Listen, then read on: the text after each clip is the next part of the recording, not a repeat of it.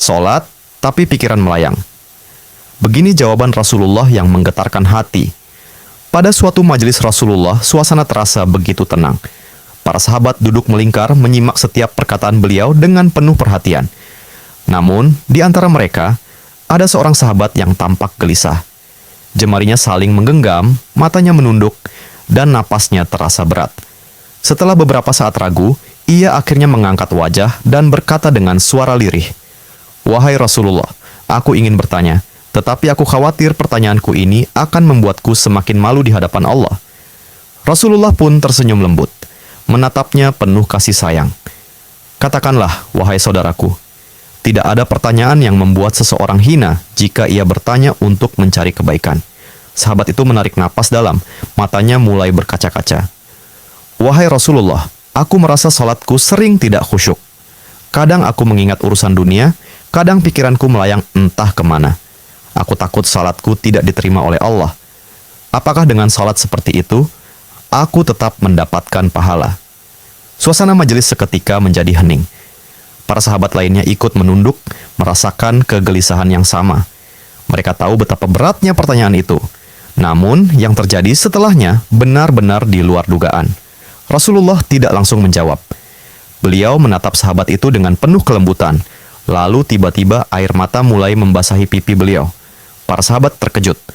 Mereka jarang melihat Rasulullah menangis dalam situasi seperti ini.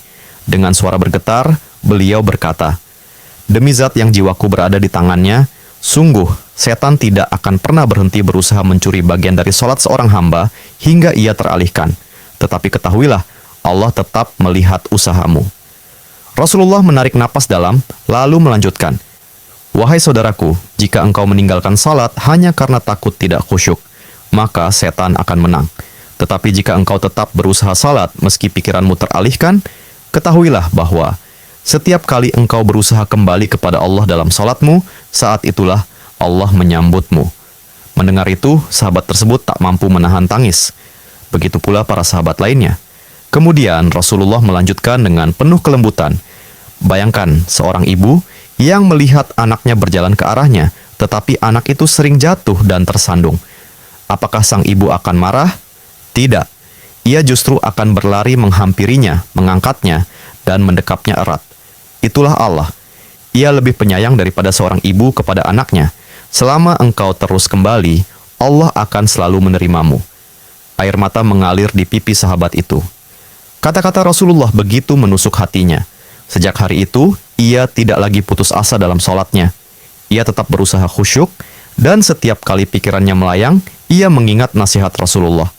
"Setiap kali engkau berusaha kembali, saat itulah Allah menyambutmu." Jangan pernah berhenti. Berusaha. Jika kisah ini membuka wawasan kita, yuk berbagi. Biar banyak yang tercerahkan. Setiap satu kebaikan dibalas Allah 10 kali kebaikan.